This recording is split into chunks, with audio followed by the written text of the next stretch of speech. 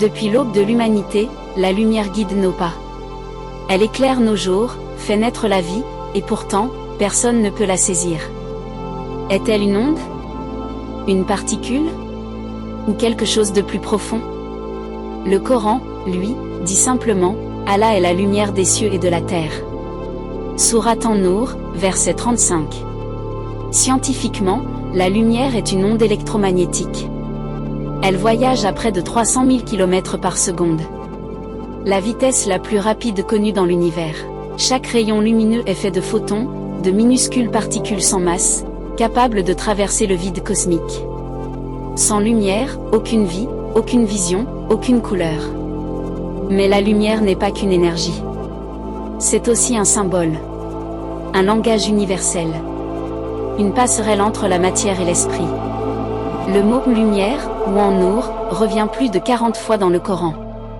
Dans la sourate An-Nour, le verset 35, Dieu se décrit ainsi, « Allah est la lumière des cieux et de la terre. Sa lumière est semblable à une niche où se trouve une lampe, la lampe est dans un cristal, et le cristal est semblable à un astre brillant. Cette lampe est allumée grâce à un arbre béni. » Une image poétique, mais aussi une métaphore profonde. La lumière physique éclaire les yeux, tandis que la lumière divine éclaire les cœurs. Les physiciens ont découvert que la lumière est paradoxale. Elle agit à la fois comme une onde et comme une particule. Cette dualité, appelée dualité onde-corpuscule, défie nos catégories humaines. Dans le vide, elle se déplace sans support. Et plus étrange encore, rien ne peut dépasser sa vitesse. Comme si Dieu avait fixé à la création une limite, une barrière invisible, un rappel que tout dans l'univers obéit à une mesure. Les scientifiques ont aussi détecté une lumière très ancienne, la lumière fossile, issue du Big Bang. Elle a voyagé plus de 13 milliards d'années avant de nous atteindre. Cette lumière raconte une histoire, celle d'un univers né d'un éclat, puis ordonné, équilibré. Et il est celui qui a fait du soleil une clarté et de la lune une lumière. Sourate Yunus, verset 5. Chaque astre, chaque étoile, participe à cette symphonie lumineuse.